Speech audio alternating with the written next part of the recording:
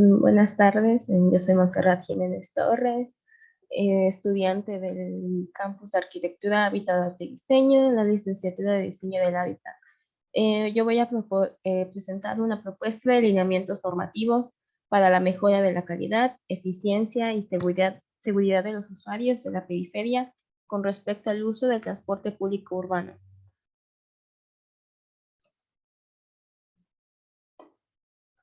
A manera de introducción, cabe resaltar que esta presentación se basa en el documento integrador que se fue realizando a lo largo del taller terminal 1 y 2 en este último año, con el fin de que el documento contribuya a ser una base que se continuará trabajando y puliendo para formar parte de un documento de titulación.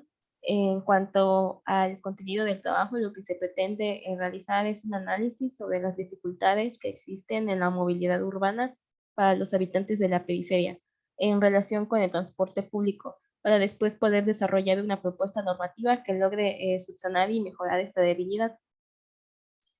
Entonces, vamos a empezar a plantear qué es lo que sucede en nuestro hábitat en la ciudad de Mérida. Primero tenemos que la expansión urbana genera el crecimiento de la mancha urbana de la ciudad y el crecimiento de la periferia urbana, provocándonos una serie de problemas que se derivan a lo urbano, a lo ambiental. Y esto también se ve relacionado con un modelo de ciudad que se va planteando contemporáneamente, que es una ciudad 3D, o sea, distante, dispersa y desconectada. Entonces, este modelo de ciudad 3D nos genera un acceso desigual a los artefactos urbanos, una distribución y localización desigual, provocando que las personas que habitan en la periferia de la ciudad tengan un acceso desigual a la oferta de equipamientos, servicios y trabajo, provocando una dependencia centro-periferia, ya que la ciudad, al verse céntrica, eh, engloba aquí como que toda esta oferta de satisfactores necesarios, generando estas dinámicas de movimiento, estos desplazamientos, origen y destino. Entonces, todo esto se pretende estudiar en primera parte por medio de la movilidad peatonal, la ciclista y el transporte público. Y nuestros documentos rectores es mediante el PIMUS de la ciudad de Mérida y el PMDU. La pertinencia y relevancia que hay en cuanto a este tema es el estudio e intervención en especialistas en el territorio y la ciudad.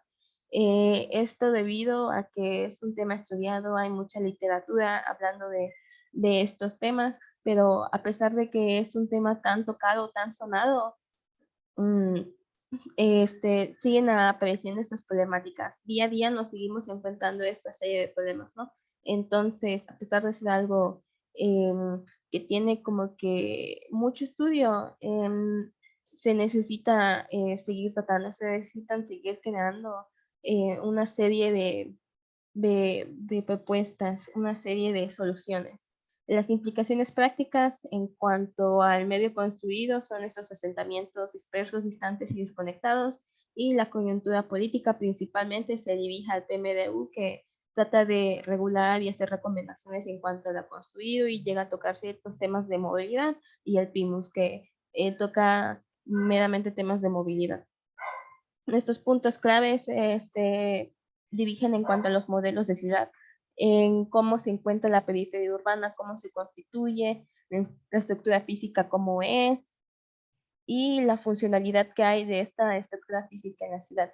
Los retos y externalidades se dirigen en cuanto al sistema de movilidad. Se pretende hacer una caracterización en cuanto a los tres modos que hay en las periferias: movilidad ciclista, peatonal y por transporte público, y un enfoque de desarrollo sostenible hacia la movilidad urbana. También un alcance que se pretende es mediante los mecanismos y políticas y legislación como esto nos pueden abonar de manera positiva a estos temas. Primeramente se planteó la pregunta para conocer que era cuáles son las características de la estructura urbana, la infraestructura vial y el sistema de movilidad urbano que inciden en los retos de desplazamiento de la población que habita en la periferia urbana de la ciudad de Mérida. La pregunta para transformar es cómo podemos nosotros mejorar la demanda de movilidad de los usuarios en las periferias de una manera integral, sostenible y accesible. Nuestro objetivo general de todo el trabajo es evaluar las características de la estructura urbana y el sistema de movilidad urbano en medida que inciden en retos para el desplazamiento de la población que habita la periferia urbana de la ciudad, mediante objetivos que consisten en caracterizar el proceso de formación de estructura física de las periferias en la ciudad de Mérida, caracterizar esta estructura funcional de la periferia asociada a la distribución de satisfactores, determinar cómo las dinámicas de origen y destino se asocian a los modos de traslado, caracterizar el sistema de movilidad en cuanto a estructura urbana, infraestructura vial y servicios de transporte, establecer políticas y acciones en materia de planeación y gestión de movilidad que inciden en el acceso de la población de la periferia hacia estos satisfactores urbanos. ¿Y qué es lo que será? Se abordará cuáles son las características de la estructura urbana, la infraestructura vial y sistema de movilidad que inciden en los retos de desplazamiento de la población que habita en la periferia. Por lo tanto, se generará un análisis de movilidad en cuanto a movilidad peatonal, ciclista y transporte público. Para empezar a elegir la zona de estudio, se generó una sectorización y el análisis se daría en estos tres tipos de movilidad en cuanto a cómo se encuentra o si existe infraestructura de estos tipos y rutas de transporte que conecten, que podamos evaluar. Entonces terminó siendo la periferia de la zona sur por la reserva costal, de, como que el área de estudio ahí se limitaron 8 localidades y pues se pretendía denotar qué características son las causantes en los retos de movilidad de las personas que habitan en esta zona. ¿Y qué es lo que se tomará en cuenta? Se plantearon tres variables. La primera sobre la formación de la periferia, que trata más como que todo este tema de ciudad, de todo este tema urbano, este tema construido, cómo será, y de ahí se derivan sus respectivas de subvariables. El sistema de movilidad es en cuanto a la infraestructura relacionada a los tres tipos de movilidad de los que se han hablado y de las condiciones en las que se encuentran. Y el acceso a satisfactores es en cuanto a una estructura funcional, cobertura y acceso, la cobertura de los equipamientos, servicios que se encuentran dentro o fuera, si llegan a satisfacer o son accesibles para la gente de estas localidades, y el costo socioeconómico en cuanto a los tres tipos de movilidad para los habitantes de estas zonas. Y el como la vemos, prácticamente se dividió en un medio de 3 etapas.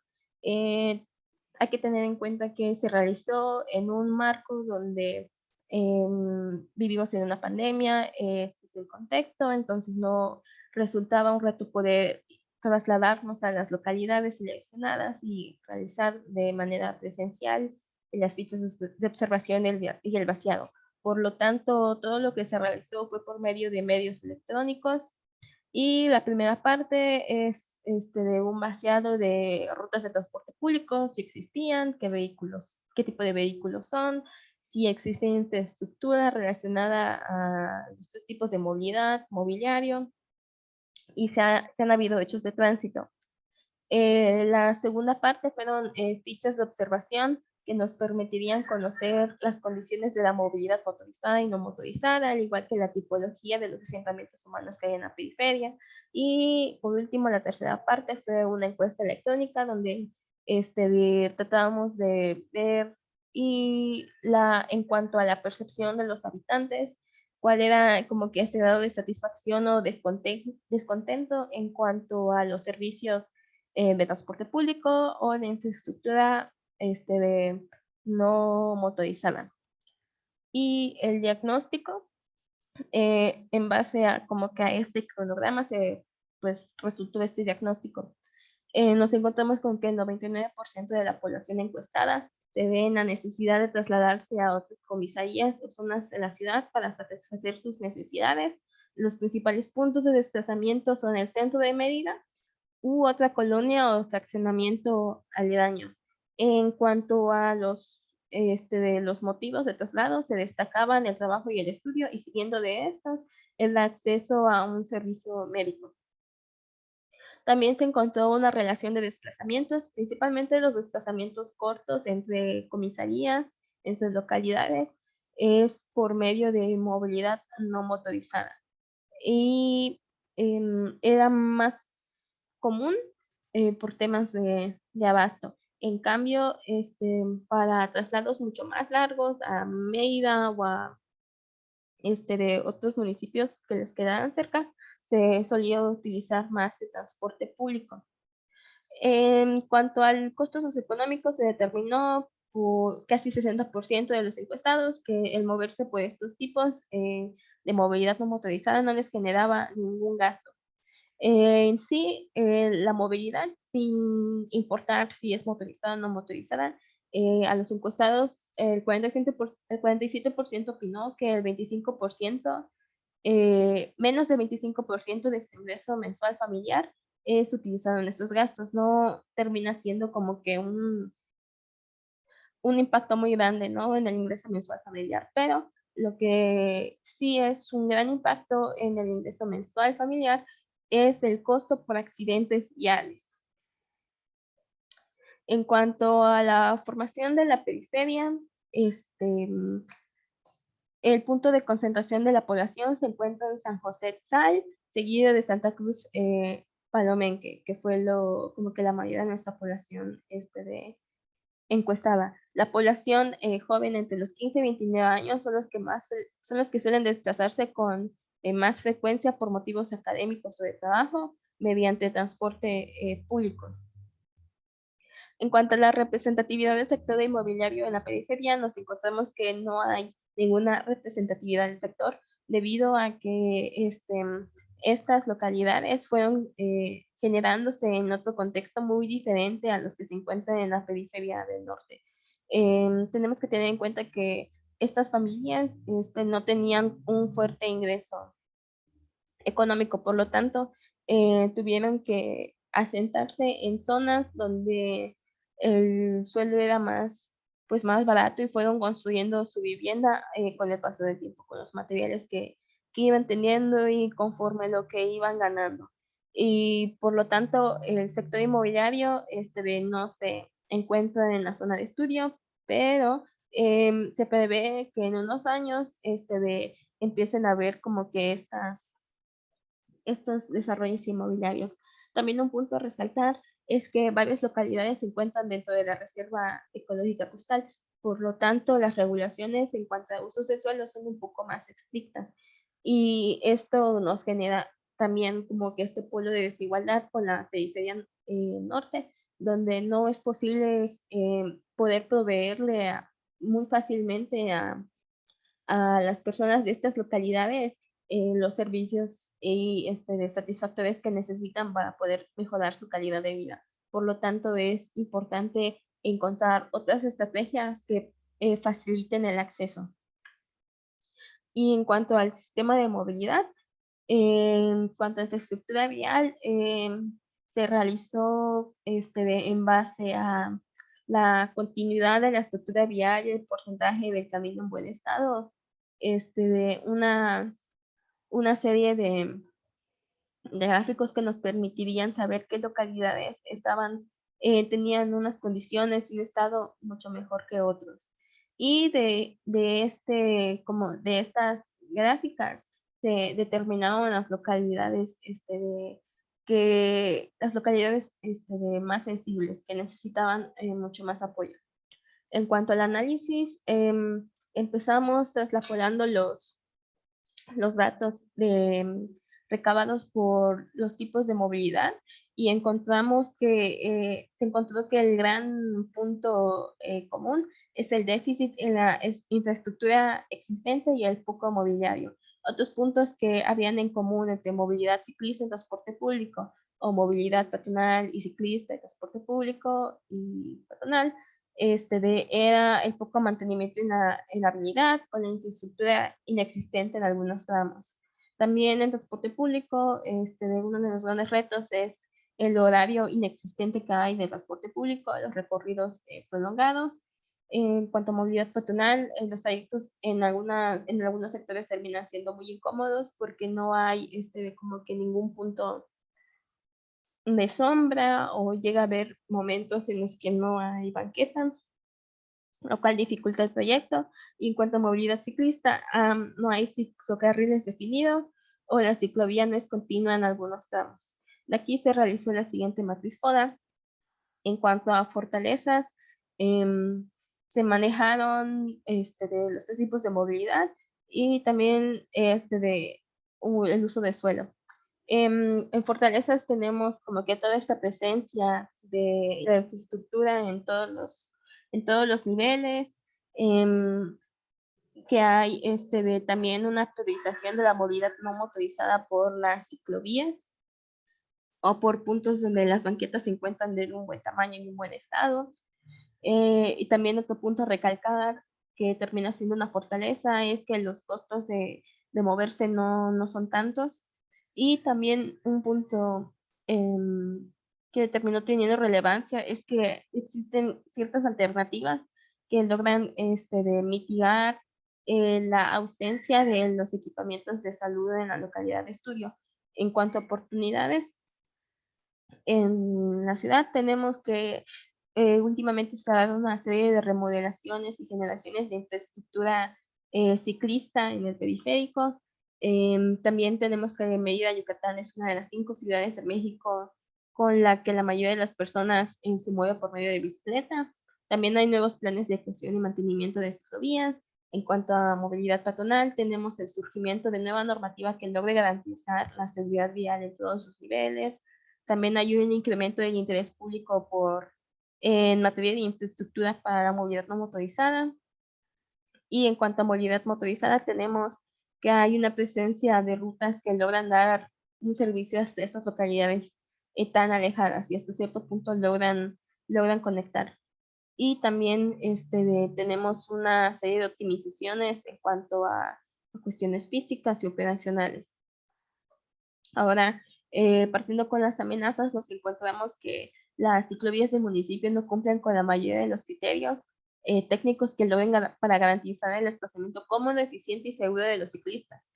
Mayormente se relacionan con lo mínimo reglamentario y como suelen ser medidas muy estándar, que crean como que un escenario o una ciudad, un contexto no tan común, a veces al implementarse no terminan abonando muy bien, terminan teniendo ciertos defectos. En cuanto a movilidad peatonal, tenemos el bajo mantenimiento adecuado para evitar el deterioro de la infraestructura vial. En cuanto a movilidad motorizada, tenemos que los desplazamientos el tiempo de desplazamiento es muy largo, los traslados terminan siendo poco confortables, la centralización de las rutas obliga a los usuarios a realizar transbordos, la dispersión de los desarrollos inmobiliarios y la poca planeación acentúa la dependencia al automóvil. Y en cuanto a usos de suelos, tenemos la baja distribución de los usos de suelo en la ciudad. Y ahora vamos con el árbol de problemas.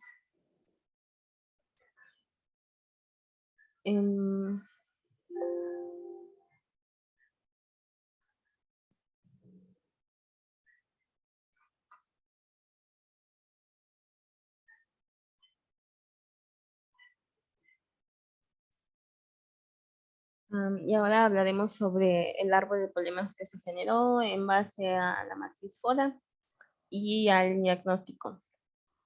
El problema principal fue el insuficiente acceso de la población de las comisarías de Texancámara, Molas y Tzununcán hacia los satisfactores urbanos. Se dividieron como que en 3 ramas. La primera aborda esta serie de temas con respecto a la conectividad que hay entre los equipamientos y los equipamientos fuentes de empleo hacia las localidades por medio de las condiciones de la infraestructura vial, la insuficiente oferta vial que se encuentra por los diversos modos de traslado y las condiciones inadecuadas del servicio de transporte público. En la segunda rama tenemos esta baja dotación de equipamientos especializados en la zona de estudio. Aquí se va derivando esta serie de servicios limitados que se encuentran, los pocos equipamientos públicos, la baja proximidad de la población hacia las fuentes de empleo. Nos vamos encontrando con esta serie de ofertas laborales reducidas, la baja o nula proximidad a fuentes de trabajo, y la suma de estos dos nos da esta fuerte presencia de centralización que se encuentra en Mérida, ¿no? Más arriba tenemos en los efectos una baja proximidad a unidades económicas generando más empleo. Tenemos a cómo se va generando esta población sin oportunidades de acceso y cómo esto repercute en su calidad de vida. Lo mismo con la baja dotación de equipamientos de salud en las localidades, estos efectos negativos que hay en la salud de los habitantes. Lo mismo con el equipamiento educativo.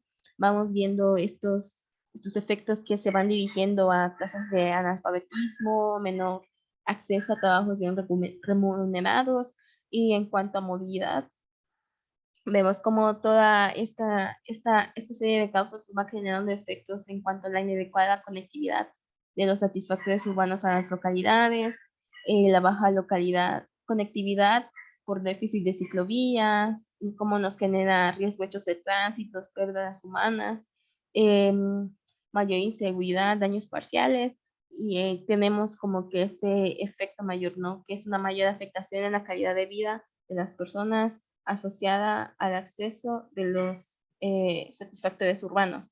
Y en cuanto al árbol de objetivos, manejamos todo esto, pero en su versión como digamos, positiva en su versión de cómo sería lo ideal, lo que se pretende lograr, una adecuada conectividad entre localidades hacia los equipamientos especializados y fuentes de empleo, una suficiente dotación de equipamientos especializados en las localidades de estudio, una alta proximidad de la población hacia las fuentes de empleo y esta serie de efectos positivos, ¿no? Proximidades en cuanto a todos estos equipamientos que se necesitan, y menor de movilidad para acceder a los equipamientos y fuentes de empleo.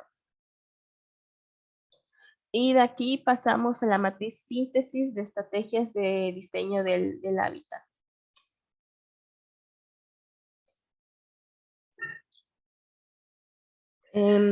Tenemos a medio de fin contribuir al incremento de la calidad de vida de los habitantes de Texancámara, Molas y Chununcan mediante la facilitación del acceso hacia los equipamientos especializados y fuentes de empleo. El propósito es facilitar el acceso en cuestiones de movilidad de la población de las localidades de estudio hacia los satisfactores urbanos. Nuestros objetivos se van hacia aumentar la proximidad de los habitantes a unidades económicas generadoras de empleo, incrementar la dotación de servicios de salud en las localidades, incrementar el acceso de la población a los servicios educativos, mejorar las condiciones de la movilidad de las personas para acceder a los equipamientos y fuentes de empleo, y las alternativas de solución o propuestas que se dan inciden en esta serie de acciones, ¿no? Principalmente se plantean cuatro alternativas de solución, que son actualizar los instrumentos de planación territorial para la diversificación productiva y el aumento de las oportunidades de empleo, fortalecer la movilidad no motorizada como un mecanismo alternativo para el acceso a las fuentes de empleo, incidir mediante estrategias de movilidad urbana en la demanda de equipamientos especializados para facilitar el acceso al servicio de salud y educación, y actualizar la normativa vigente en transporte público para así poder garantizar la mejora del servicio y optimizar los desplazamientos hacia los equipamientos y fuentes de empleo. En cuanto a la matriz de evaluación de estrategias, se generaron esta serie de subcriterios, ¿no? Primero nos guiamos por criterios económicos, socioespaciales y ambientales, y también normativos. Y los subcriterios se van relacionando a estos tópicos y van calificando cada una de nuestras alternativas mediante una escala del, del 1 al 3, donde el 1 son de menores impactos, menores incidencias en lo que el subcriterio plantea, el 2 es un efecto medio y el 3 es la puntuación máxima, el equivalente a impactos considerables y positivos en cuanto a la serie de estrategias que se plantean. Dada la calificación de esta serie de alternativas, y cabe resaltar que la alternativa de actualizar los instrumentos de planeación territorial para la diversificación productiva y el aumento de oportunidades de empleo se omitió, ya que en los subcriterios y criterios se dirigían más a temas de movilidad. este, de, Se decidió no tomar en cuenta esta debido a que iba a salir con una calificación baja, ¿no? Entonces, al ser un tema difícil poder incidir de manera física en el espacio, se optó por calificar estas tres que se dirigían más a un tema de movilidad, donde la propuesta podría ser más manejable para mí. Entonces, tenemos como que esta pequeña guía, ¿no? Tenemos nuestros objetivos, nuestras estrategias, nuestras acciones que nos terminan derivando en la alternativa de solución 4, que es actualizar la normativa vigente en transporte público para garantizar la mejora del servicio y optimizar los desplazamientos hacia los equipamientos y fuentes de empleo. Ahora, el capítulo 6, que se relaciona con la propuesta conceptual de diseño del hábitat. Aquí vamos a abordar un poco más de cómo la alternativa de solución se relaciona con las estrategias y objetivos que se plantearon. Vemos que esta actualización de normativa local se relaciona o trata de abordar el aumentar la proximidad de los habitantes a unidades generadoras económicas generadoras de empleo, también mejorar las condiciones de la movilidad de las personas para acceder a los equipamientos y fuentes de empleo, también incrementar el acceso de la población a los servicios educativos e incrementar la dotación de los servicios de salud en las localidades. También tenemos como que esta relación, ¿no? Nos encontrábamos principalmente con estos problemas de equipamientos especializados y fuentes de empleo que se encontraban alejados de las localidades, lo cual nos generaba estas dinámicas centro-periferia, periferia-centro. También teníamos este problema de déficit y falta de infraestructura inmobiliaria, lo cual nos generaba costos altos en la movilidad, mayor uso del vehículo privado, conexiones eficientes y recorridos prolongados. Entonces, toda esta serie de problemáticas resumidas se tratan de abordar por medio de esta alternativa. Y pues cabe destacar la importancia, ¿no?, que hay en la normatividad y legislación en nuestros territorios. Entonces, en cuanto a la visión de la propuesta, tenemos el proporcionar parámetros rectores en materia de normatividad que den pie a una movilidad segura, que permita que el Estado de Yucatán sea reconocido gracias al servicio de transporte que es capaz de satisfacer al máximo las necesidades de movilidad para los habitantes de las localidades ubicadas en la periferia de la ciudad, mediante el ofrecimiento de servicios de transporte de alta calidad con costos competitivos y contribuyendo a la sostenibilidad del entorno, con una infraestructura vial de calidad y unidades de transporte dignas y seguras. En cuanto a los objetivos de la propuesta, que es como esta serie de pasos a seguir para lograr llegar a nuestra propuesta, tenemos 7, principalmente definir los componentes sujetos a regulación. Estos son la configuración de la infraestructura vial en el ámbito local, condiciones físicas y el estado de las unidades de transporte público y la infraestructura inmobiliaria para el acceso a transporte público. También se planteó la visión de cada uno de los componentes, que principalmente se dirigía a proveer series de infraestructura, condiciones, mobiliario, que de verdad les sirviera a estas localidades y pudiera facilitar sus trayectos, su movilidad y pudiera de subsanar los problemas que se encontraban. También plantear una serie de principios, crear una tabla de componentes susceptibles a mejorar en el marco legal y normativo en materia de movilidad, crear un diagrama de toma de decisiones, creación de una matriz síntesis de disposiciones para la mejora, creación y fortalecimiento en las etapas de gestión y plantear una propuesta de lineamientos. Aquí tenemos los lineamientos por componentes. Esto se remite a en cuanto al primer componente, que la infraestructura vial permite una movilidad accesible, sostenible, inclusive igualitaria y digna en condiciones de seguridad, eficiencia, calidad e intermodalidad, que nos sirvan para crear conexiones que permitan acceder a esta serie de satisfacciones urbanas, que es el tema como que este tema principal que existe, ¿no? Este motivo principal por el cual se generan estos viajes. También, mediante la configuración de la infraestructura vial, se debe favorecer en todo momento a las personas, el ambiente y el transporte por medio de infraestructura adecuada, segura y confortable para expandir y mejorar las redes de movilidad, siguiendo las normas de la pirámide de movilidad para darle prioridad a los usuarios más vulnerables, que son los peatones y los ciclistas. En cuanto a los lineamientos del componente 2, que son las condiciones físicas y estado de las unidades de transporte público, tenemos el principio de unidades de transporte público que garanticen la seguridad de los usuarios y que cumplan con las condiciones que los haga universalmente accesibles, el acceso seguro, equitativo, confortable, eficiente y de calidad a unidades de transporte público. En cuanto al componente de infraestructura y mobiliario para el acceso al transporte público, tenemos el principio de obligatoriedad jurídica para garantizar la dotación de mobiliario digno para los usuarios de transporte público y las ubicaciones estratégicas que permitan el fácil acceso para los peatones de manera cómoda y confortable. Entonces, después de todo esto, se generó este diagrama de tomas de decisiones, donde se crea, luego de esto se crea una tabla de síntesis, una tabla donde se encuentran todas las disposiciones relacionadas con todos los componentes. Y estas normas se rigen en base a este diagrama. Si se ajustan a la visión, si existen normas que regulen, si existen, nos vamos a que si estas normas se ajustan a la visión. Si no se ajustan, entonces esa norma es sujeta a un ajuste. Esa disposición es sujeta a un ajuste normativo. Si se ajustan, esta serie de disposiciones se pueden ver reflejadas en el área de estudio.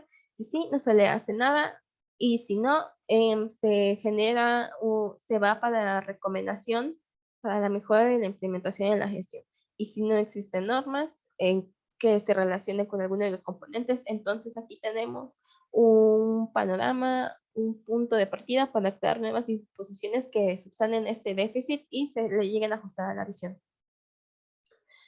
En la matriz principal, por efectos de que es algo muy grande, se omitió.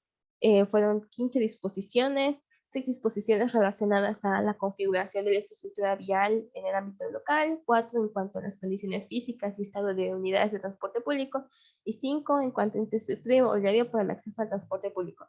Entonces, lo que se presentará es la matriz de disposiciones y líneas de acción.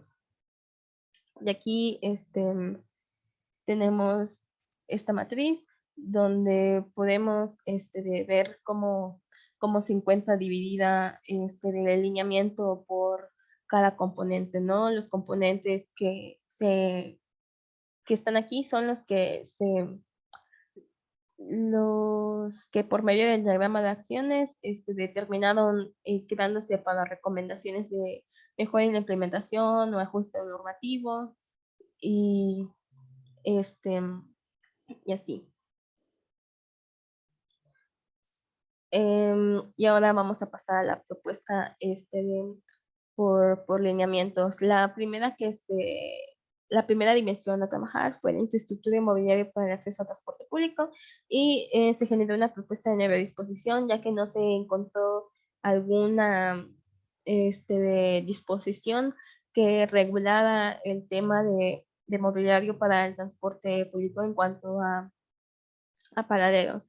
Entonces, se crea como que esta serie de recomendaciones en cuanto a los anchos de cubierta, este, de y aquí vemos que los anchos de cubierta mucho más amplios. Este es en un escenario ideal donde suponemos que tenemos una acera peatonal lo suficientemente amplia que respete el ancho para que el peatón cruce y que también permita implementar este mobiliario. Entonces, encontramos con que las cubiertas que tienen un ancho de mayor a 1,70, que es uno de los límites que se van manejando mucho, tienen un impacto em, térmico menor, proveen zonas mucho más confortables y agradables.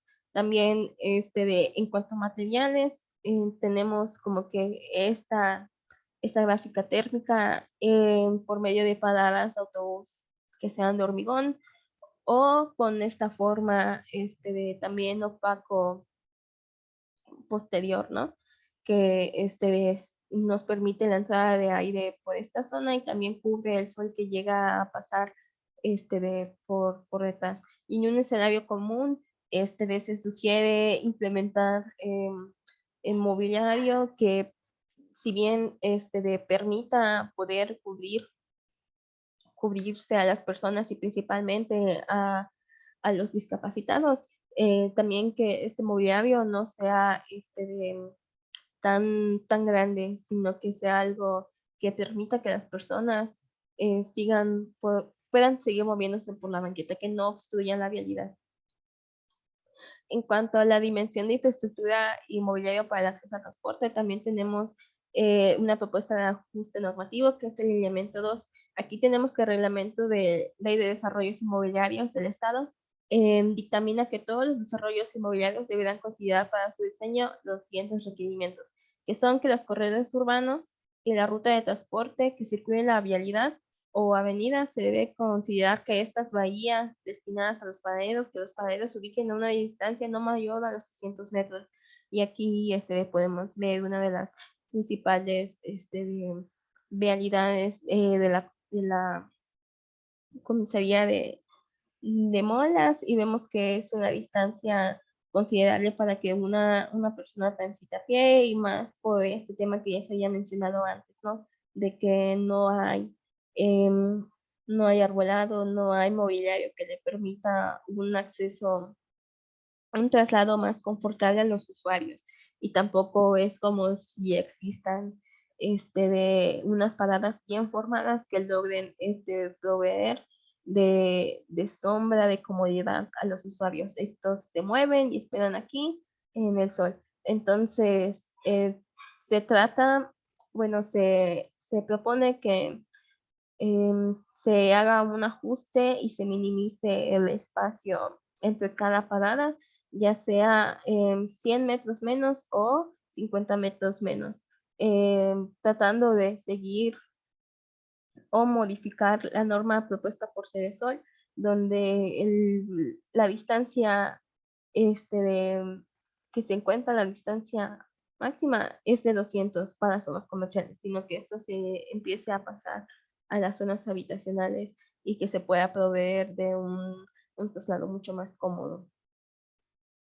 En cuanto a la configuración de la infraestructura vial en el ámbito local, tenemos el siguiente lineamiento, el lineamiento 3, que es una propuesta de ajuste normativo. La norma que nos da el reglamento de construcción estipula que los anchos de banquetas serán de 2,5 metros cuando sean calles primarias o avenidas y 1,5 metros cuando se trate de calles secundarias o terciarias. Aquí se basó en cuanto al manual de calles, donde propone que para definir el ancho de la banqueta se debe partir de los mínimos recomendados y después determinar la franja peatonal requerida en base a sus niveles de servicio y al tipo de calle que se trate.